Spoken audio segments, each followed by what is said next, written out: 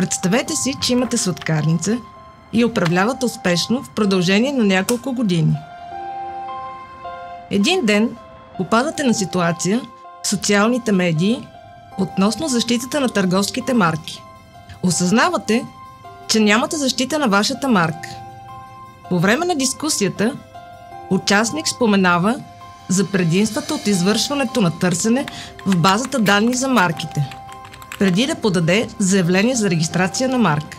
В резултат на извършеното търсене в базата данни за марките, откривате, че съществува идентична на вашата марка за торти и че тя е регистрирана от друга кампания. След подробно проучване на този знак, установявате, че той не е бил използван в продължение на няколко години. Тъй като вече сте инвестирали много време и пари в бизнеса си, не искате да сменяте името на марката. Какво може да направите?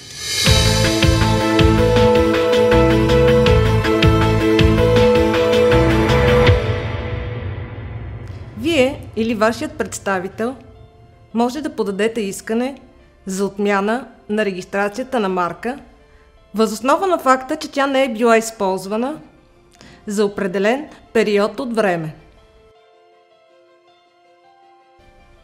Ако имате нужда, може да потърсите професионална правна консултация или представителство, за да подадете искане за отмяна на регистрацията на марка.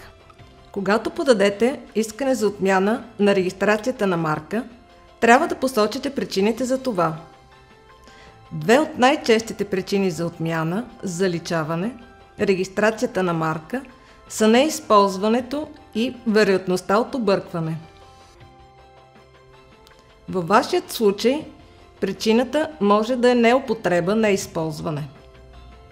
Можете да поискате отмяна на регистрацията на марката за неизползване, ако марката, откакто е регистрирана, не е била използвана най-малко 5 години преди вашето искане за отмяна.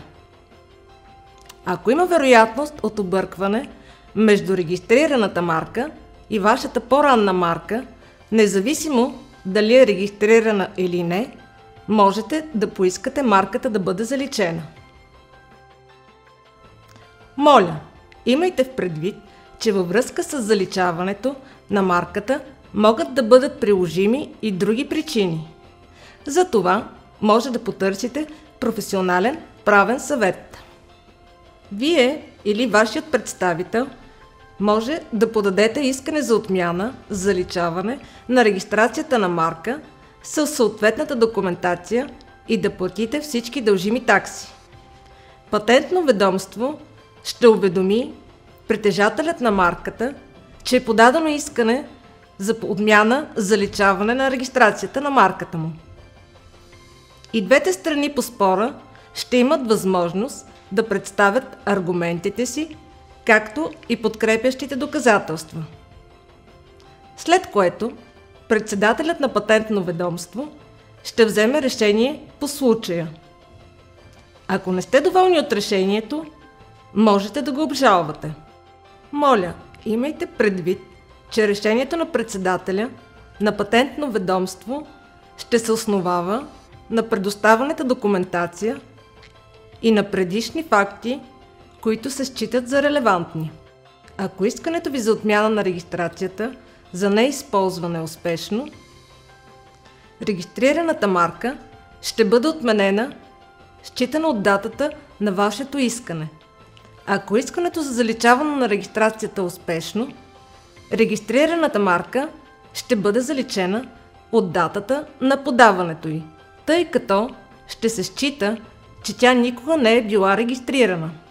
Освен това, патентно ведомство може да приеме вашето искане за отмяна, заличаване, само за някои стоки или услуги.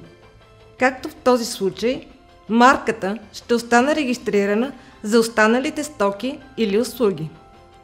А какво ще стане, ако искането ви за отмяна, заличаване бъде отхвърлено? Тогава вашата търговска марка ще остане регистрирана за всички стоки и услуги. Възможно е да се постигне споразумение с другата страна и по този начин да постигнете съгласие за компромис. За повече информация, моля, посетете нашия уебсайт или потърсете професионални правни съвети.